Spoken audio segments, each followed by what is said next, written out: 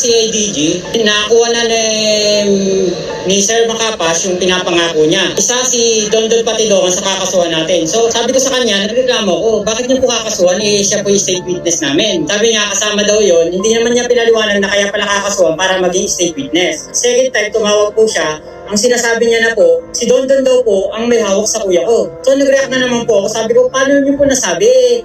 Binanggit na nga po mismo ni Sir Dondon kung sino yung may hawak. Maya tumawag na naman po ulit. Yung kapatid na naman daw po ni Sir Dondon. So doon pa lang po, nagkaroon na kami ng idea. Bakit parang pabago-bago? Ang gusto nilang mangyari doon, ipirma ko ng affidavit na ang kakasuhan po namin yung Patidongan Brothers. Yung po nangyari, yung po na-experience ko kay Sir Macapas. Kinuha nila yung SIM namin ni Jose at saka nung binalik na nila, wala ng SIM card, wala ng memory card. Ang tiwala namin sa kanya nung sinundo niya kami kasi kausap nila kapatid namin. Nung dumating na kami, nag-iba na yung takbo ng niya. Na-aresto na nila kami. Naku po, may lumabas na naman na bagong kwento tungkol sa kaso ng mga nawawalang sabungero. Isa sa mga pamilya ng biktima ang nagsalita at ikinuwento nila ang kakaibang karanasan nila. Ang nakakagulat dito, isang mataas na opisyal daw ang nakipag-usap sa kanila at pinipilit na ipakita na si Dondon Patidongan ang utak o mastermind. Pero teka, hindi ba't siya ang state witness? Bakit siya bigla nang tinuturo? Kapag may kaso, ang state witness ang dapat pinoprotektahan.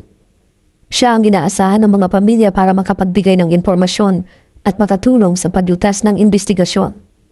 Kaya nang marinig ng pamilya na kasasuhan si Dondon, hindi nila ito matanggap.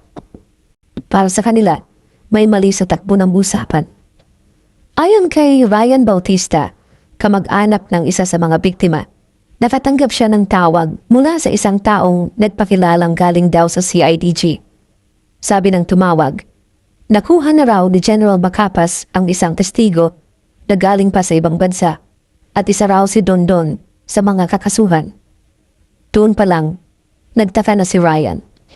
Bakit daw kakasuhan ng taong tumutulong sa kanila? Hindi natapos doon. Ilang araw lang ang lumipas, tumawag ulit ang parehong tao. Ang sabi naman ngayon, si Dondon daw ang may hawak mismo sa kapatid ni Ryan. Siyempre, nagulat sila at agad na nagtanong kung saan nanggaling ang ganitong impormasyon. Ayon kay Ryan, malinaw naman na ibang tao ang binanggit ni Dondon sa nauna niyang pahayag bilang responsable. Kaya paano biglang siya ngayon ang pinaparatangan? Maya-maya, tumawag na naman. Pero iba na naman ang sinabi. Kapatid daw ni Dondon ang may hawak sa biktima. Doon na nila napansin na pabago-bago ang kwento. Para bang may sinusubukang baguhin ang direksyon ng investigasyon. Hindi na nila alam kung alin ang totoo at alin ang gawa-gawa lang. Kung babalikan, si Dondon Patidongan ay isa sa mga mahalagang testigo sa kaso. Siya ang naglabas ng pangalan ng ilang matataas na opisyal at pribadong tao na posibleng may kinalaman sa pagkawala ng mga sabungero. Dahil dito, siya ay inilagay pa nga sa witness protection. Kaya lalong nakakagulat na ngayon ay bigla siyang pinaparatangang mastermind. Hindi lang pamilya ni Ryan ang nakaranas nito. May iba pang kaanak ng mga biktima na nagsabi rin na tinawagan sila ng isang nagpakilalang tauhan at pinapapirma para magsampa ng kaso laban kay Dondon. Ang mensahe halos pare-pareho lang at yun ay ang gawing siya ang responsable.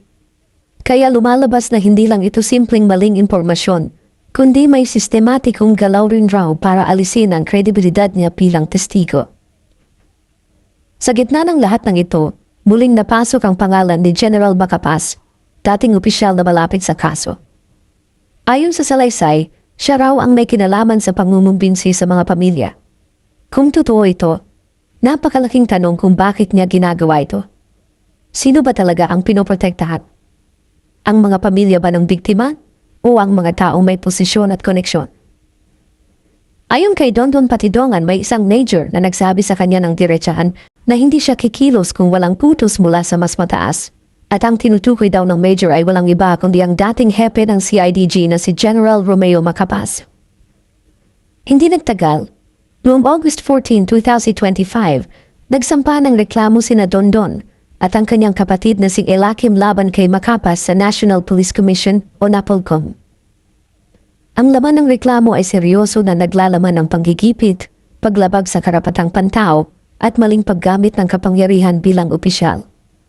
Malaking hakbang ito dahil hindi biro ang magsampa ng kaso laban sa isang dating mataas na opisyal ng pulisya. Kung iisipin, 4 na taon na ang nakalilipas mula nang huling makita ang ilan sa mga biktima noong 2021, pero hanggang ngayon, wala pa ring malinaw na sagot kung ano talaga ang nangyari. Kaya para sa mga pamilya, ang paglabas ng mga bagong detalye ay nagdadagdag hindi lang ng pag-asa kundi pati ng kaba.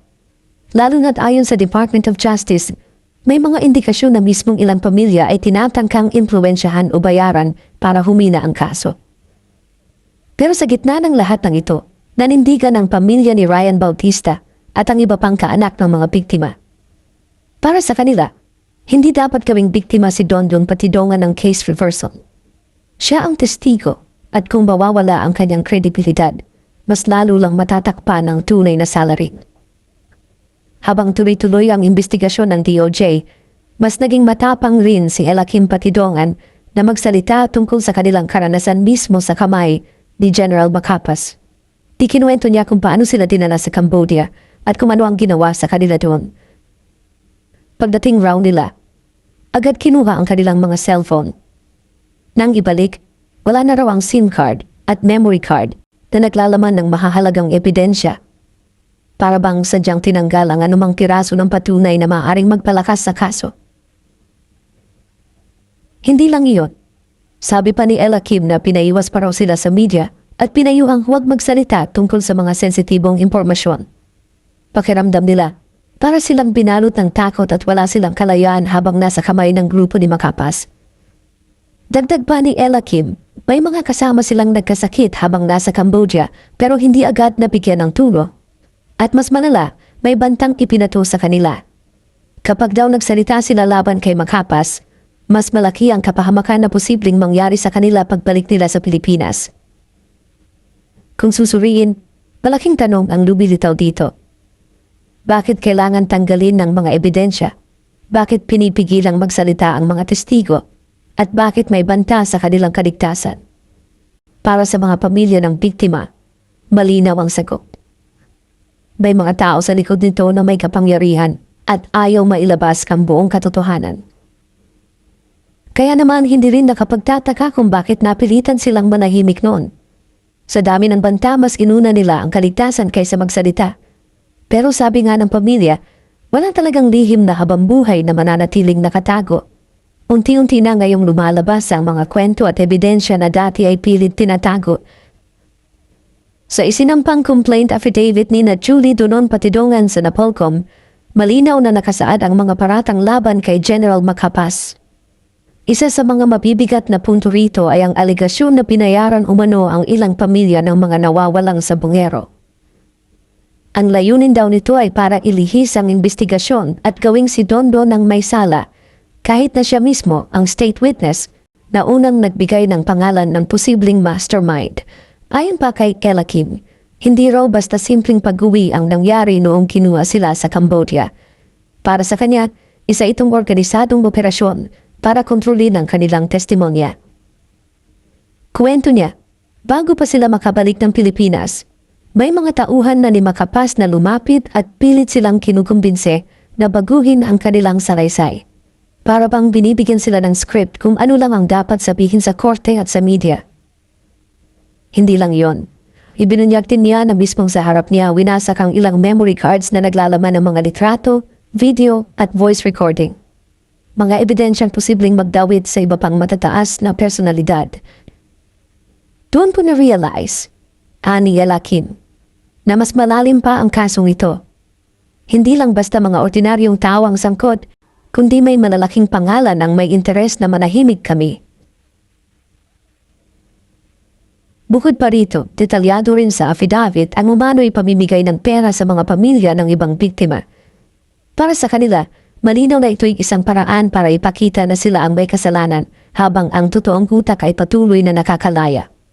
Hindi lang kami ginipid sa ibang bansa, dagdag pa ni Elakim, pero pati integridad ng hustisya dito sa Pilipinas, winasak nila. Samantala, itinanggi naman ng kampo ni General Macapas ang lahat ng paratang. Giit nila, siya pa raw ang dahilan kung bakit agad na naibalik sa Pilipinas ang magkakapatid mula Cambodia sa loob lamang ng 1 buwan. Sinabi rin ng PNP na ang paglilipat ni Macapas sa ibang posisyon ay hindi konektado sa mga aligasyon, kundi kusa raw niyang hiningi bago magretiro. Ngunit para kay Ella Kim, hindi siya titigil sa pagsasalita. Ayon sa kanya, kung ako lang baka hindi ako mapakinggan. Pero kapag lumabas lahat ng nakakita at nakaranas, nalabas din ang buong katotohanan. Kaya nananawagan siya sa iba pang saksi na magkaroon ng lakas ng loob at magsalita na rin. Ibinahagi rin niya kung paano sila pinalaan at pinilit na sumunod.